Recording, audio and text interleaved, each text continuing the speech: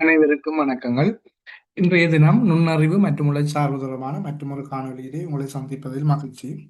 அந்த வகையில் இலங்கையில் நடைபெறுகின்ற அனைத்து போட்டி பரீட்சைகளுக்குமான நுண்ணறிவு மற்றும் உளச்சார்பு தொடர்பான காணொளியாக இக்காணொளி அமைகின்றது. இன்றைய தினமும் 2019ஆம் ஆண்டு இலங்கை சட்டக் கல்லூரியில் நடைபெற்ற நுழைவுப் பரீட்சையின் நுண்ணறிவு வினாத்தாளில் இருந்து ஒரு சில வினாக்களை உங்களுடன் பகிர்ந்து கொள்ள இருக்கின்றேன். அந்த வகையில் நாங்கள் நேரடியாக வினாக்களுக்குள்ளே செல்லலாம். இந்த காணொளி உங்களுக்கு பயனுள்ளதாக இருந்தால் நீங்கள் ஏனையவர்களுக்கும் இதனை பகிர்ந்து எமது யூடியூப் சேனலுக்கான ஆதரவினை வழங்குமாறு கேட்டுக்கொண்டு தொடர்ந்து நாங்கள் வினாக்களை பார்க்கலாம். 6 தொடக்கம் 10 வரையான வினாக்கள் கீழே தரப்பட்டுள்ள எண்கோலத்தை அடிப்படையாக கொண்டவை. இங்கு ஒவ்வொரு நிரலிலும் மற்றும் நிறையிலும் 1 தொடக்கம் 6 வரையிலான எண்களினால் நிரப்பப்பட வேண்டும். ஒவ்வொரு நிரலிலும் ஒரு எண்ணானது ஒரு தடவையை விட அதிகமாக பயன்படுத்த முடியாது. கோலத்தில் நிரப்பப்பட்டுள்ள 5 பிரதேசங்கள் ஏ, பி, சி, டி, இ என்ற எழுத்துக்களினால் பெயரிடப்பட்டு வெறுமையாக உள்ளன. அவற்றில் உள்ள சதுரங்களை நிரப்பி கீழே தரப்பட்டுள்ள வினாக்களுக்கு விடை எழுதட்டுமா? சரியான தெரிவினது இலக்கத்தை வினாவின் எதிரே உள்ள புள்ளிக்கோட்டின் மீது எழுதட்டுமா? அப்போ இதில் ஒரு சதுரம் ஒன்று தரப்பட்டிருக்கின்றது, எண்கோலம் ஒன்று தரப்பட்டிருக்கின்றது. அந்த எண்கோலத்திலே நாங்கள் 1 தொடக்கம் 6 வரையான எண்கள் வரையுமே இட முடியும். ஆனால் ஒரு இலக்கம் மீண்டும் மீண்டும் வராது, ஒரு தடவை மாத்திரமே அது இடப்பட வேண்டும். அந்த வகையிலே நிலற்றப்பட்ட பகுதிகள் வெற்றிடமாக உள்ளன. அதை நாங்கள் ஆங்கில எழுத்திலே குறிக்கப்பட்டிருக்கின்றது. அதுக்கு பொருத்தமான விடைகளை நாங்கள் தெரிவு செய்து அந்த விடைகளுக்குரிய இலக்கத்தினை புள்ளிக்கோட்டில் எழுதணும் என்றுதான் இந்த வினாவின் சாராம்சம். ரைட். இதில் பார்த்தீங்கன்னு சொன்னால் நாங்கள் இந்த எண்கோலம் என்றபடியாக நாங்கள் இதிலேயே வைத்து இந்த அட்டவணையை வைத்து நிரப்பக்கூடிய விடயங்களை நிரப்பலாம். அல்லது அதன் பின்னர் நாங்கள் சிரமமானவர்களுக்கு நேரடியாக விடைகளை அவதானித்து கொண்டு எழுத முடியும். அப்போ இதில் பார்த்தீங்கன்னு சொன்னால் ஒரு கோலம் நிரப்பப்பட்டிருக்கிறது.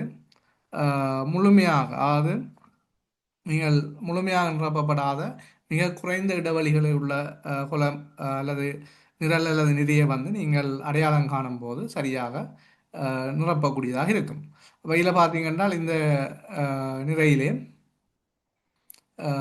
1, 2, 3, 5, 6 இருக்குது. இலக்கம் 4 வரையில். அப்போ நான் அதற்குரிய இலக்கமாக 4 கொடுக்குறேன். ரைட். அப்போ இலக்கம் 4.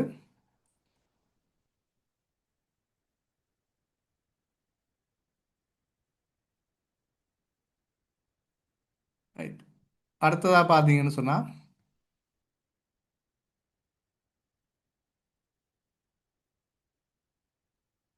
அடுத்ததாக குறைவாக இருக்கிற பகுதியை பார்த்தால் இதில் இந்த நிலையிலே 1 இருக்குது, 2 இருக்குது, 3 இல்லை, 4 இருக்குது, 5 இல்லை.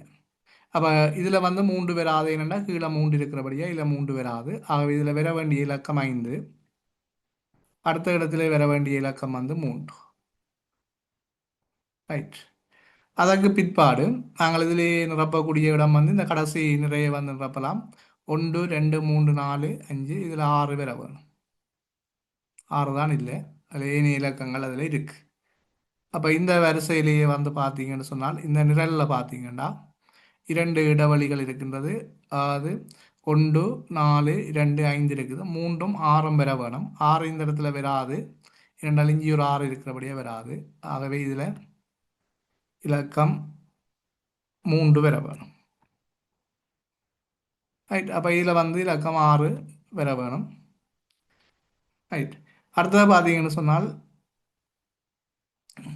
இந்த குறைவாக இருக்கிற பகுதி பார்த்தால் ரைட், நாங்கள் இதை பார்ப்போம், ட்ரை பண்ணி பார்ப்போம். இந்த நிறைய டிஎம்இஎம் இருக்கிற நிறைய பார்த்தீங்கன்னா 6 இருக்குது, 1 இருக்குது, 2 இருக்குது, 3 வர வேணும். அப்போ இந்த இடத்துல 3 வராது. என்னென்னா மேலே 3 இருக்குது, 4 இந்த இடத்துல வராது, இதுலேயும் 4 வராது. அப்போ இந்த இடத்துலையும் பாருங்கள் 4 வராதவங்களுக்கு அது கொஞ்சம் டார்க்காக இருக்கிற இதில் 4 வராது. காரணம் மேலே 4 இருக்குது, இதுலேயும் ஏற்கனவே 4 கொடுத்தபடியாக இதில் 4 வராது. ஆகவே இன்னும் ஒரு இடம் தான் இருக்குது, அது 4க்கு இந்த இடம் பொருத்தமானதாக இருக்கும். இது 4. சரிதானே? மற்ற இடங்களில் 4 வராது.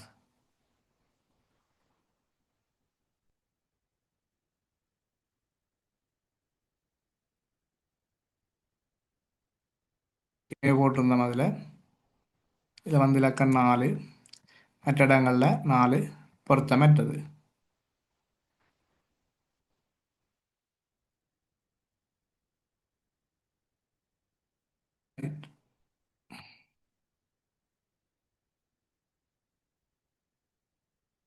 அடுத்தது பார்த்தீங்கன்னு சொன்னால் இப்போ 4 இந்த இடத்துக்கு பொருத்தமானது. அடுத்த 3 இதுக்கு வராது.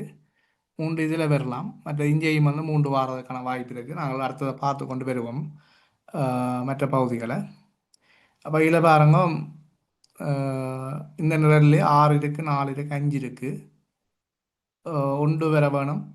1 2 இந்த இடத்துக்கு வராது. 3 வர வேணும். ஆகவே இந்த இடத்துல 3 வந்து பொருத்தமானதாக இருக்கும். பாருங்க, 1 2 மீல இருக்குது. சரிதானே? அப்போ இந்த இடத்துல 1 2 வராது. எங்களுக்கு இதில் இல்லாத பகுதி 1 இல்லை, 2 இல்லை, 3 இல்லை. அவை இந்த இடத்துக்கு 3 வராது.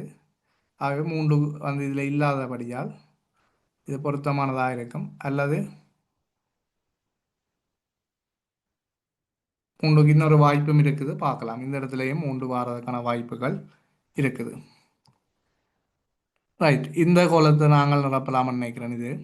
இந்த நிரலை வந்து இதில் பாருங்க, 1 இருக்கு, 2 இருக்கு, 3 இருக்கு, இதில் 4 வர வேணும். அதில் ஒரு இடைவெளி தான் இருக்குது, 4 வர வேணும்.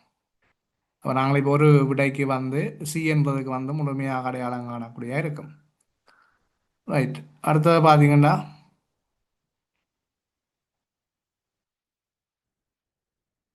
ஓகே, நாங்கள் இப்போ இதை வச்சுக்கொண்டு விடையை அவதானிக்கலாம்.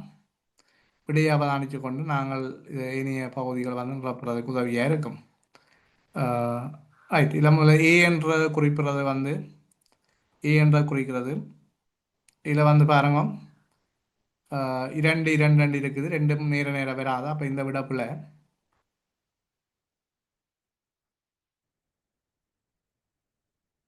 இது வந்து பிழையான விடை. அடுத்து பாருங்க, இதுலேயும் வந்து 2 இருக்குது, இஞ்சால 2 இருக்குது, ஆனால் கீழே 3 இருக்குது. அப்போ இந்த இடத்துல வந்து பாருங்க, 3 இல்லை, இதில் 2 வராது. என்னடா இங்கே கீழே 2 இருக்கிறபடியா, அப்போ இந்த விடையும் வந்து பொருத்தமற்றது. அடுத்து ஏன் இடத்துல இதில் 5 மேலே, இதில் வந்து 2, இதில் வந்து 3 இருக்கிறபடியால் அது வாய்ப்பு இருக்குது. அதே மாதிரி இதுக்கும் இதில் 3 2 வந்து இருக்குது, 3. அப்போ இந்த 2 விடையும் மாறதுக்கான வாய்ப்புகள் அதில் இருக்குது. ரைட், ஏனைய சந்தர்ப்பங்களை நாங்கள் பார்க்கலாம்.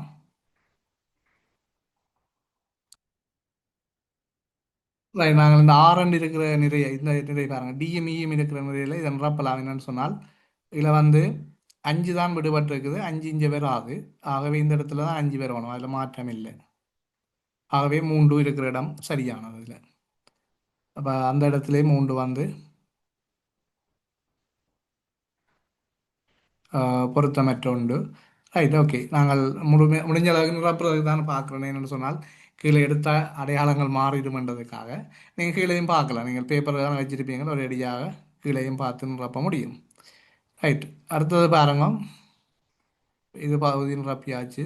அப்போ இதில் தான் விடுபட்டிருக்குது. இப்போ இதில் வந்து இதில் 5 வராது. என்னென்னா இந்த கீழே 5 வந்திருக்கிறபடி இது 5 வராது இதில். அப்போ இந்த விடையும் பிழையானது. இப்போ வந்து எங்களை 3ஆவது விடையும் பிழையானது. ஏன்னா இங்கே 5 வந்து இதுக்கு தான் பெற வேணும். ஏன்னா இந்த இடத்துல வேற அருகில் 5 இருக்கிறபடியால். ஆகவே முதலாவதுக்குரிய விடையாக 4 குறிப்பிடலாம். ஆகவே அந்த விடையை வச்சுக்கொண்டு நாங்கள் மிச்ச பகுதியை இதில் நிரப்பலாம். இதில் 3, இதில் வந்து 2. ரைட், 2 சொன்னாலும் இங்கே வந்து இதில் 1 வேற வேணும். இதில் 1 சொன்னால் 2 இங்கே மேலே இல்லை. அவையில் 2 வேற வேணும். ரைட், இப்போ இதில் வந்து பார்த்தீங்கன்னா 5 இல்லை. ஆகவே 5 வேற வேணும் இதில். அது இப்போ முழுமையாக வந்து நிரப்பி இருக்கிறோம் ஒரு விடையையும் வச்சுக்கொண்டு. ஆகவே எங்களுக்கு இந்த முதலாவது கேள்விக்குரிய விடை வந்து பார்த்தீங்கன்னு சொன்னால் 4வது முதலாவது கேள்விக்குரிய விடை. அதுக்கு அடுத்த கேள்விக்கு போவோம்.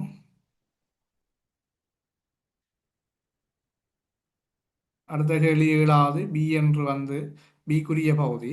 பிக்குரிய பகுதியை வந்து பாருங்க, நாங்கள் நேரடியாக இதில் பார்த்து கொண்டு வரலாம். பிக்குரியது பிக்குரிய பகுதி வந்து 5 2 1 வரும்.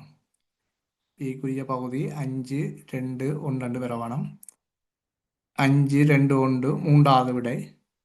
அப்போ அதில் வந்து இதுக்குரிய விடை வந்து மூன்றாவது. பிக்குரிய விடை மூன்றாவது. அடுத்தது பார்த்தீங்கன்னா சீக்குரிய பகுதி. சீக்குரிய பகுதியை பார்ப்போம். அதை நாங்கள் பார்த்து கொண்டு வரலாம்.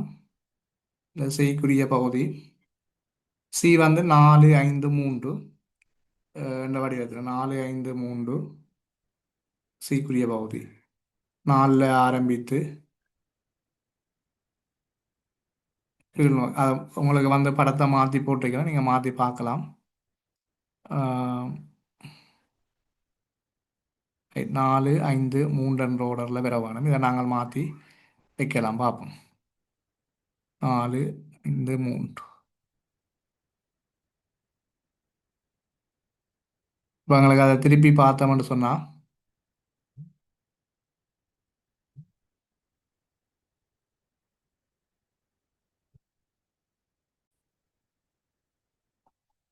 இப்போ சீக்குரிய பகுதியை பார்த்தீங்கன்னா நீங்கள்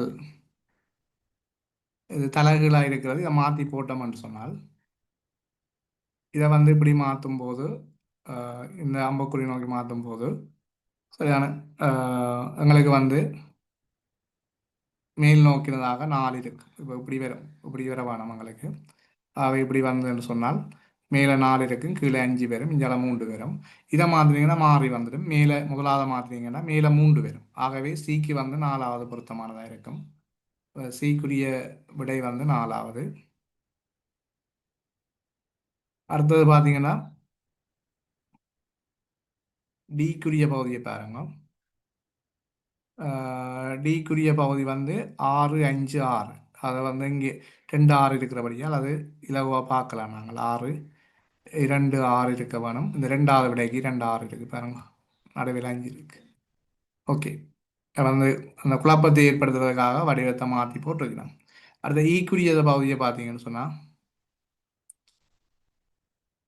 ஈக்குரிய பகுதி 4 3 4 2 பக்கமே 4 இருக்க வேணும். நடுவில் 3 இருக்க வேணும். அப்போ ஈக்குரிய பகுதி 2 பக்கம் 4 நடுவில் 3ன்னு சொன்னால் 3வது விடையில் வந்து அந்த பகுதி இருக்கு. Right, okay. இவ்வளவுதான் இதில் நான் வந்து உங்களோட பகிர்ந்து கொள்கிற இந்த 5 வினாக்களும். அப்போ அடுத்த காணொளியிலே இன்னும் ஒரு வினா பகுதியை நாங்கள் பார்வையிட முடியும். இது உங்களுக்கு பயனுள்ளதாக இருந்தால் அனைத்து போட்டி பரீட்சைகளுக்கும் இப்படியான வினாக்களை பயன்படுத்த முடியும். குறிப்பிட்ட ஒரு போட்டி பரீட்சைக்கு அல்லாமல் சட்டக்கல்வி நுழைவு பரீட்சை தானே என்று சொல்லிட்டு நாங்கள் அதை கவனத்தில் எடுக்காம வர்றதில்லை. அனைத்து போட்டி பரீட்சைகளுக்கும் பயனுள்ள ஒரு விடயம் வினாத்தாள்கள் அப்படி தான் அமையும். உங்களுக்கு தெரியும், நீங்கள் இந்த கட்டணம் செலுத்தி கற்கிற வகுப்புகளையும் பார்த்தீங்கன்னா இப்படியான வினாக்கள்லாம் தொடர்ச்சியாக வந்து கொண்டிருக்கும், வேறு வேறு விதங்களாக. ரைட், அப்போ நீங்கள் இது இணையரோட பகிர்ந்து கொள்ளுங்கள். உங்களுக்கு பயனுள்ளதாக அமையும் நான் நம்புகிறேன். காணொலியை வந்து இதோட நிறைவு செய்து கொள்வோம். நன்றி.